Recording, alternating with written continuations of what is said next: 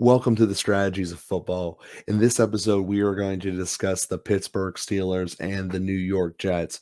Obviously, I'm a Steelers person, never trying to hide it and not going to, but I am going to be as unbiased as possible in this game while simultaneously telling the truth of the game and what happens. So, this is from the coach's film, broken down to show what we're going to see.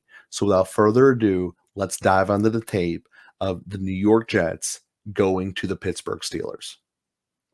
We're going to see the Jets running a stretch play here to the left with a tight end pulling across doing a kick out block. And it's a pretty well drawn up play, but one of the things that the Steelers do is they have Leal here, who's their third round pick, and every time he got penetration, this entire outside zone play ends. In fact, this is how you end outside zone at any level. You get good penetration from the outside, and then boom. You just can't go anywhere. The running back stops, and your linebackers make plays.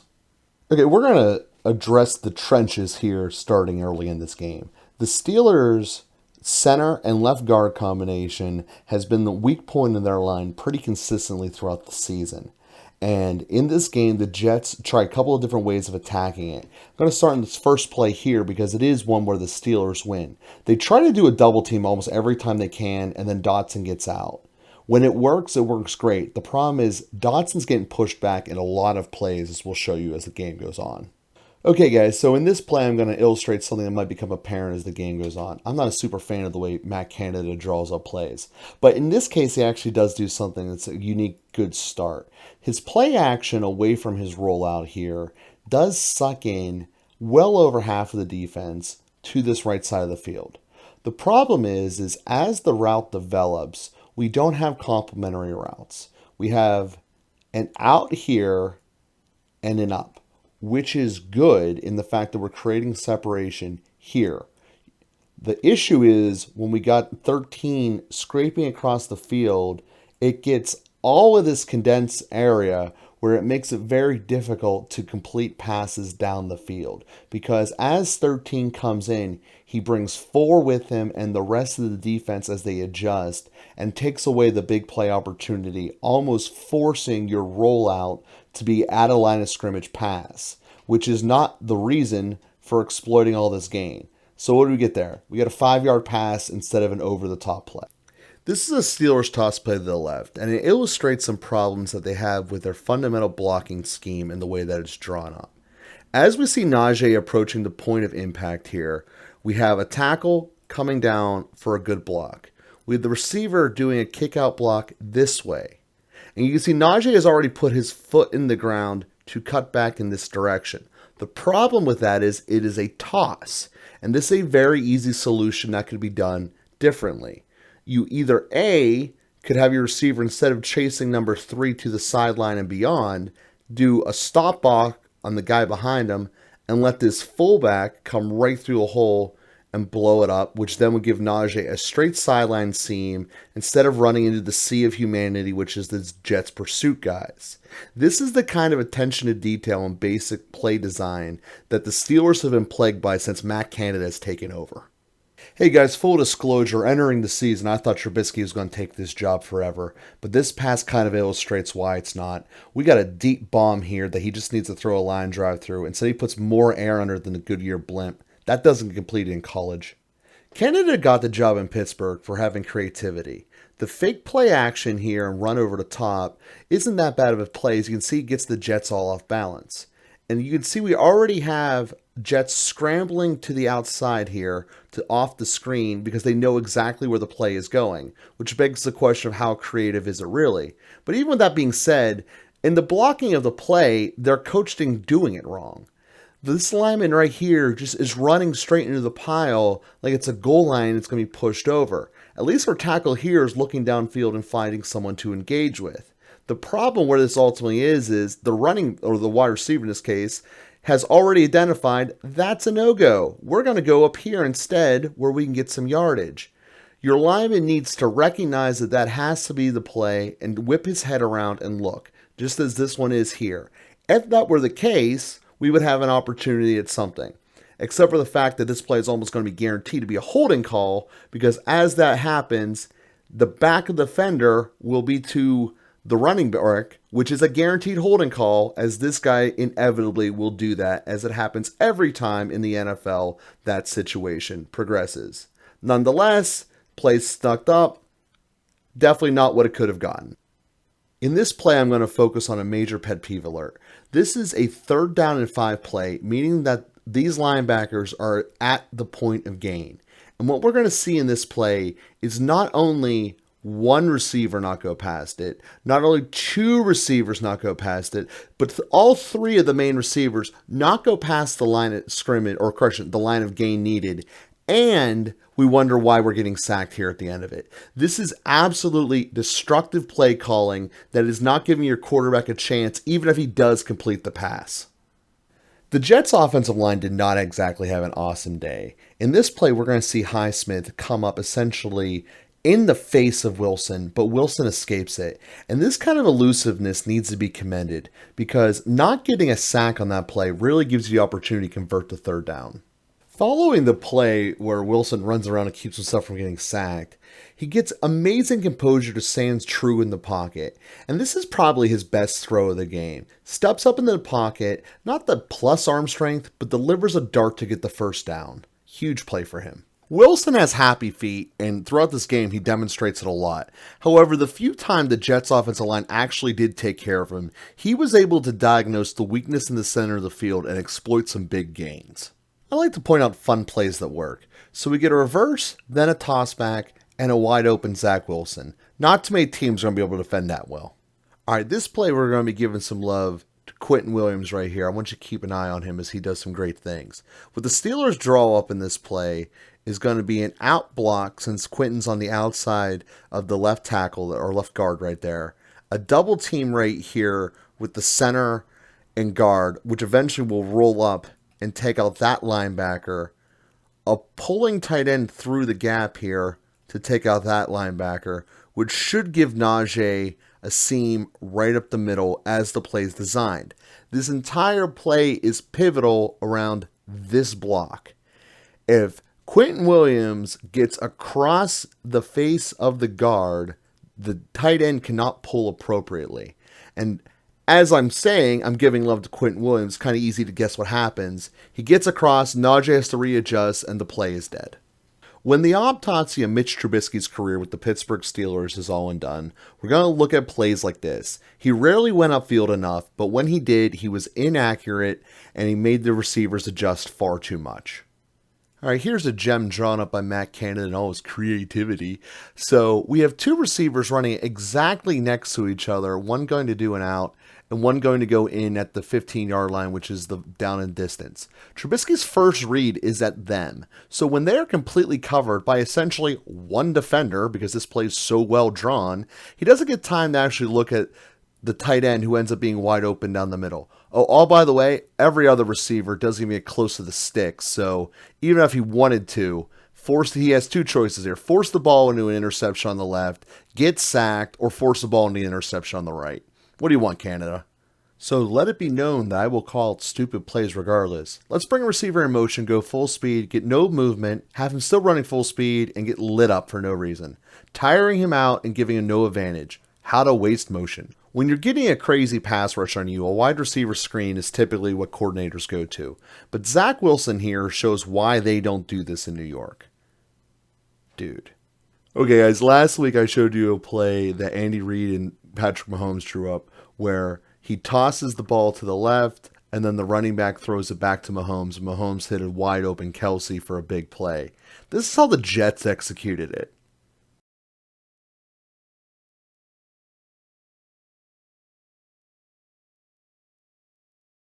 Here we go. The Jets are driving. They're up by 7. It's the end of the half. A chance to go really big. Wilson's got himself a pocket. He's got himself time. He's got himself a deep man by a lot. And he throws him out of bounds. That's not what the second pick is supposed to do. This play is going to articulate the danger in one of my pet peeves and why I don't like it. You should never have 2 receivers close to each other when the ball is in the air and you're throwing to them. Wilson overthrows this guy, but number 20 is actually covering the other receiver on the play. Yeah, it's a bad throw by Wilson, but it's a worse play design. Steelers immediately get the ball back after the interception, and they look to make something big happen. We do a play action to a tight end who's open. The problem that I want to highlight here is Mitch takes a receiver that was a very easy pass and he ends up making it hard. As we watch this here, instead of leading the receiver out, he turns it into a jump ball for no real reason. That's why he lost his job. Stuff like that. This is the straw that broke Mitch's back. There is no justification for this throw, as Claypool is underthrown left to right and Johnson's underthrown deep to short. Spotlight cam going on number 95 here again, Quinnen Williams, who is by far and away my favorite Jet. He's going to get double teamed on this play, and just watch how he handles the double team. He doesn't get moved. He's there, and he rolls into the tackle. You shouldn't be able to do that. The Steelers only run two kinds of motion, one going there and right back to the same spot, showing you nothing, and the other one going across the line of field. This is Kenny Pickett's first play, and yes, it's underthrown, but that's not a reason for Claypool to drop it right into the other team's lap. This play takes place after the Claypool interception. So Wilson gets this pressure on him from the blitz and ends up throwing this pass high, and really doesn't need to be high. But there was many tip balls that went up in the air. This doesn't end up being a touchdown, but Pickett will sneak it in later in the drive. I want to spotlight this matchup right here, because Ogunjobi and the Jets offensive line had some really good duels throughout this game, but overall the Jets line just wasn't really able to handle it, and Wilson, he had some throws we never really got comfy.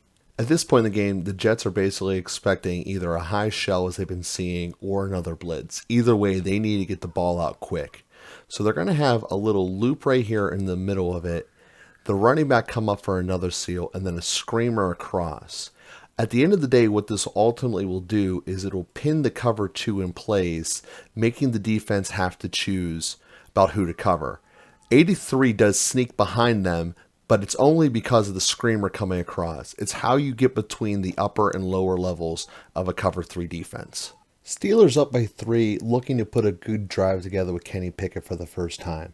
They end up running the same running play that we showed earlier in the game, where we get a nice little lane coming up the middle here for Najee. You're going to watch how Najee cuts and weaves through it, but the important part that I want to point out is that this drive is the most balanced drive they have in terms of both yardage and play calls, balanced between the air and the ground. Najee really gets going when you let him. Unfortunately, the Steelers really throw this game away by stop running the ball.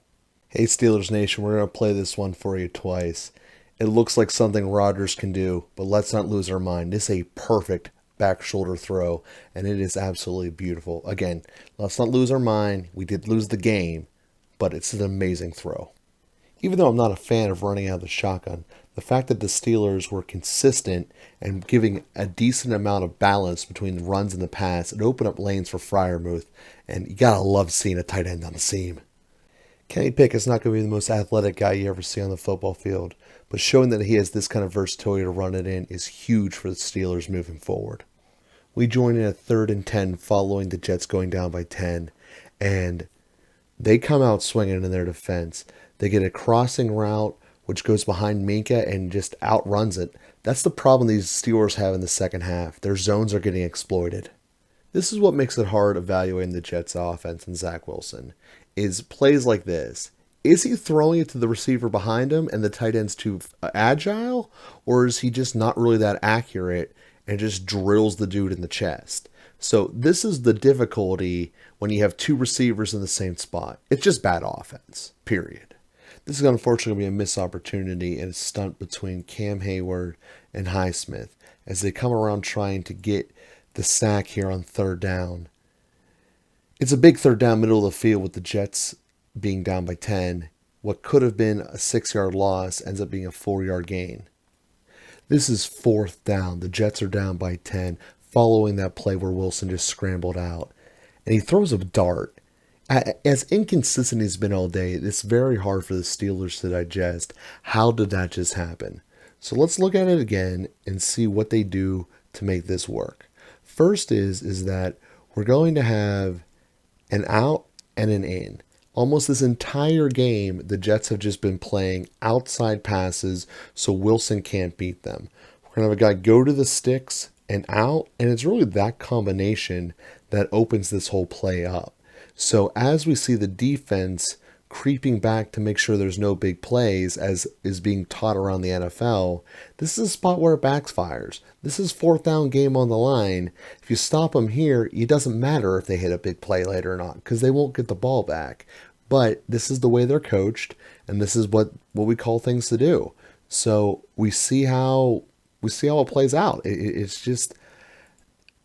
It's on the one hand a very good call by the Jets to do the opposite of what they've been doing all day, but on the other hand, it's a very big hole to put it in.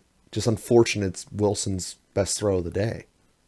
Well, some people say the NFL isn't consistent. You let up a big play like that a little bit earlier in a drive, eventually you're going to let up the touchdown. Just the way the game is. All right, class, we're going to show you every Steelers play of the drive following the touchdown from the Jets. End of the fourth quarter, Steelers are only up by 3. Can you guys tell me what the Steelers are doing wrong in this drive? All right, they got some yardage, completed a pass. Giving the ball to Deontay some more. He's only had 2 big drops today, led one directly to an interception. Oh, another play action. Running for our lives. Okay, that's all right. Not getting sacked is good, but running out of bounds, so stopping the clock. All right, let's try again. What are we doing now? Oh, finally we ran it. We ran it, and Najee got some good yardage. Okay, maybe we should keep doing that. Killing the clock is what we want, right? Okay, back corner throw like we were losing. Highly pick-offable, but why are we doing that again? All right, guys, I'm going to show this one to you twice because this is the final play of that drive, and it is infuriating to me. Steelers have a 3-point lead, and what do? Aside from the obvious, he threw an interception. It's a rookie quarterback in his first game ever, and you have the lead. You're basically in field goal range. So what do you put 2 receivers in the same spot so that the second guy is the one who picks it off? Draw a worse play, Canada.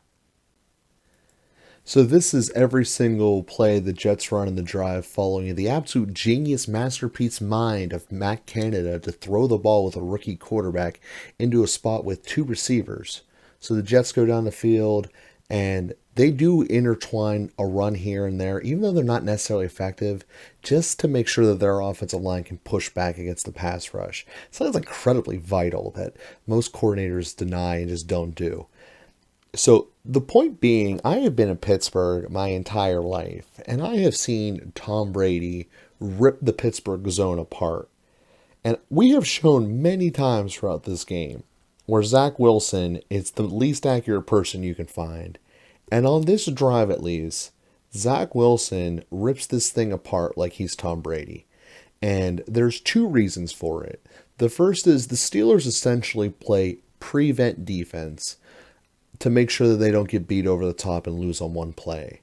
But the problem is that the Jets essentially beat you with paper cuts, and they're still getting into your coverage. At a certain point, you have to be able to sack him, or you have to be able to play man coverage. And at this point in time, against the New York Jets and Zach Wilson, the Steelers were not capable of doing either. And then once the Jets realized that they can run, remind you, there is only a minute left, and the Jets would rather run the ball than risk throwing an interception with the second pick overall. What were we doing last drive, aside from letting Matt Canada literally throw the game away? Jets won on that play. I basically gave you all the words I can about that. On the one hand, Steelers Nation, I know Tomlin's in charge. I know by the time we watch this in the offseason, things will probably have gotten better. And we'll all have these ideas of like, hey, Tomlin made good things happen. And we might have even, won some games we shouldn't have. But let us not forget days and decisions like today. The maple leaf tree needs to be burnt down. It needs to be removed. And we need to restart with the entire offensive staff. Now, looking at the Jets, you guys did a lot of things that were mediocre and Jets-like. I mean, at the end of the day, Zach Wilson was really bad for a lot of this game. He had happy feet, he was scared of getting hit, but he was also slippery as all hell, and he was avoiding, I think, 4 different sacks when he was made contact with in the backfield to get extra yardage. And, there's a word for that. It's moxie. It's not necessarily positive or negative, it's just a thing. And that was what he showed there. So the final drive where he is literally just being a surgeon and being in the best drive and rhythm of the whole game. Steelers pass rush isn't there. But what did the Jets do? They took the ball out of his hands. They would rather try to run it in, and if they get stuffed, then we got overtime. That was a safer and smarter decision of what the Jets coaching staff felt compared to what the Steelers coach did with the rookie. And at the end of the day, we'll never know if Tomlin approved the play or not that led to the interception. But we also cannot forget that there's 4 interceptions in that game. 3 of them were directly resulting of hitting both hands of your 3 most eligible pass catchers entering this game in Johnson, Claypool, and Friermuth. So as much as Canada did things wrong, and I hope I outlined them correctly, it still comes down to your 3 best players, each of them dropped an interception. And that's a fact of life. And yes, Pickett did throw the ball much better than Trubiski. And this is probably going to be Pickett's first game of many. But we cannot discount the fact that there's a strong possibility that the offensive coordinator that he's in charge of will not be the one he has next year. And hopefully he does not get into the circle of the or the Jones of the world up in the Giants, where he gets 7 different coordinators in 7 years. So overall, if I was a Jets fan, I'd be super stoked that you were given that game. As a Steelers fan, I look at it as you threw the game away. I mean, that's what the Steelers did. So very long conclusion to a very, very heartbreaking day. In fact, I had to wait 2 days after this game was over to even film this. So I hope that everyone enjoyed it. Please click like and subscribe. Please let me know your comments, especially if you've gone through the whole thing here. We want to talk to everyone, engage you. If you have a specific game or team that you want us to cover, one coming up or one that has happened, either way, just let me know. Obviously, if it's the Steelers, it'll get a little personal, a little touchy-feely like it did here. But I try to be as unbiased as possible and show the film. When we go through the plays, it's not just trying to play get you or gotcha. It's what really happened and the core concept of the game. Obviously, I can't show every play, but we try to show the highlight ones, and we want to give you what you're seeing as well. So if you have a specific team you wish you had knew more about, maybe you can't catch their games as often as you like or whatever, let me know. And as always, we thank all the team players for clicking like and subscribe.